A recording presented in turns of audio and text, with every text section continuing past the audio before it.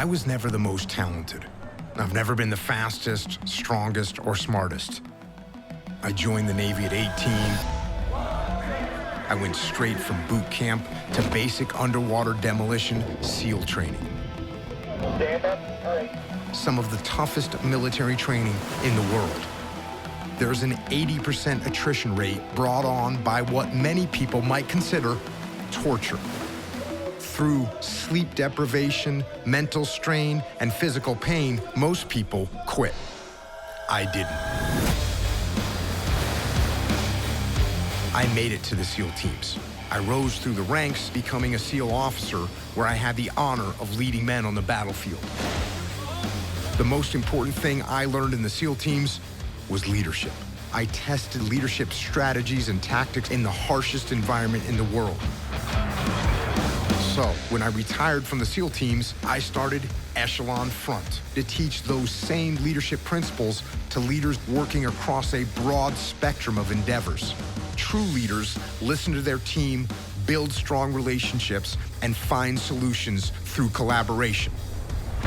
That is what true leadership looks like. I'm Jacko Willink, and this is Masterclass.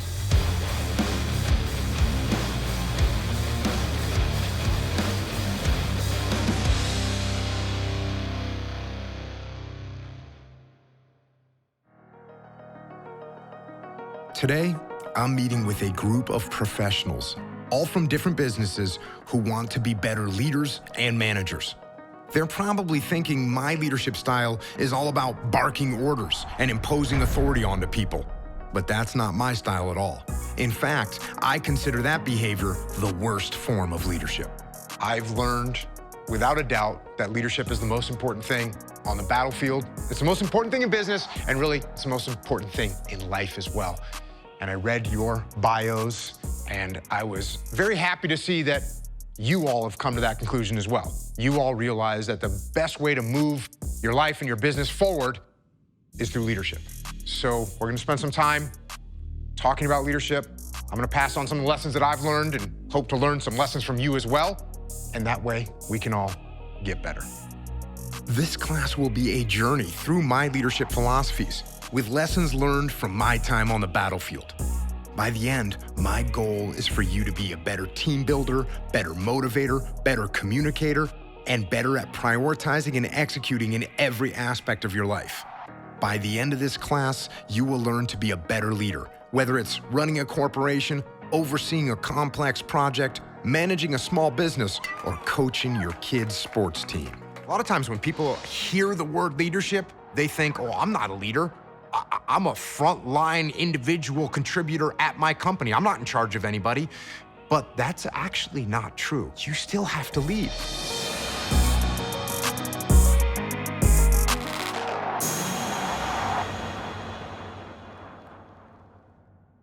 Sometimes you have to lead your peers to get them to move in the right direction. Sometimes you have to influence or lead your boss because your boss doesn't see something that you see, or they're making a decision that doesn't make sense for you on the front lines. So you have to utilize leadership to lead up the chain of command to move your boss in the right direction. So no matter where you are inside of a company, you are in a leadership position.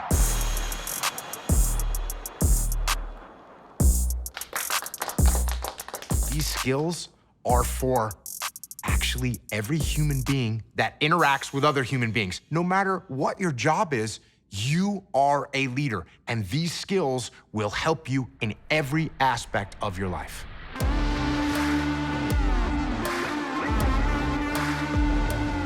So to start this off, what do you think makes a good leader? Ability to pivot. Ability to pivot, right? Who here can predict the future? Raise your hand. That's right, nobody. So that means things are gonna happen. Things are gonna change. Events are gonna occur that we didn't anticipate, and then we absolutely have to be able to pivot into a different direction. What else? Telling people what to do. Like barking orders at people. Not quite, but Yeah. yeah. Telling people what to do. There's an aspect of that comes into leadership. That has to be very, very balanced. You know, when I first started working with civilian companies, one of the first CEOs He says, I really can't wait till you come up here and whip my people into shape. And I said, hey, if you're looking for someone to whip your people into shape, you should probably find someone else. Whipping people does not get the best out of them. The authoritarian leader that barks and yells and runs roughshod over everyone, that's the type of leader that they will get the job done for a short period of time. Because if I'm afraid that I'm gonna get fired, then I'm gonna do what you tell me to do if you come and yell and scream at me. But when I get home, of course, I'm trying to find another job.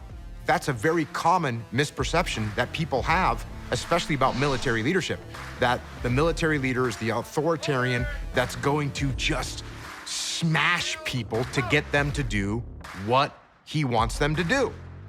This doesn't work.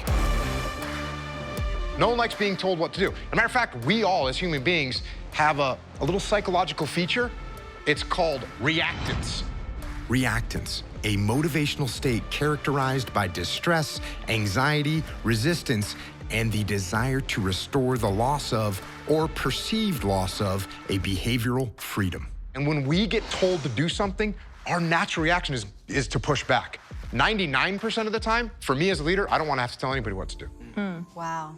In fact, for me as a leader, I don't want to have to say anything. The ideal operations that I led in combat, I didn't say a word. We would pull up to a target, the mission would commence, the assault team would move towards the target. I didn't tell them to go there. The breach team would go over the wall and set the breach on the door. I didn't tell them to do that. The external security team would set up their positions. I didn't tell them to do that. Everybody knew what to do. The best missions that I ran, I didn't have to say anything. So that became my goal. Can I have the team understand the mission so well? Can the team be so well trained? Can the team be so empowered that I don't need to do anything? That's my goal, is to become a silent leader. The silent leader takes a humble approach, is open-minded, listens to other people's ideas, empowers their team to plan and execute, and focuses on relationship building. On the other end of the spectrum, the authoritarian leader is someone who is closed-minded, power-focused, ego-driven, imposes their own personal plans, and demands strict obedience. If you make it your goal to be a part of a team and be leading a team where you don't have to say anything, that's going to guide you in the right direction for leadership. When I don't have to talk to my team, when I don't have to look down and in at my team and what they're doing, what does that allow me to do? It allows me to look up and out. Where's that next opportunity? Because we're gonna go get it. And one of the challenges all managers and leaders face is getting that next opportunity to move up to the next level, to get promoted. I wanna dive into some of your challenges. Marcus, I understand from reading your bio, you're in a situation where you wanna move up.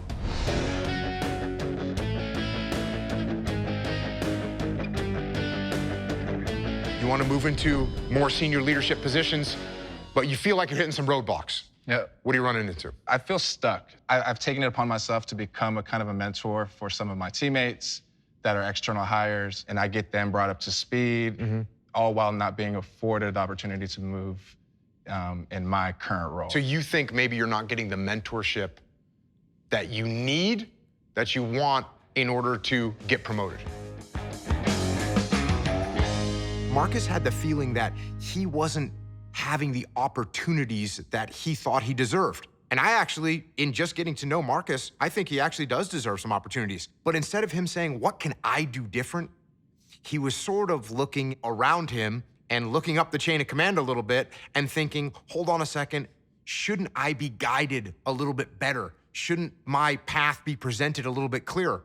And that's great. And you know what? That could possibly be true. But Marcus can't control that. What Marcus can control is Marcus. A couple things that you need to figure out. Number one, hey, is there truly an opportunity for you to advance sometime in the foreseeable future?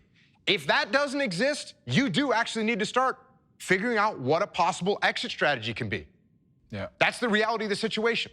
If you worked for me and I know you were a good worker and I know you were a good leader, I wouldn't let you leave.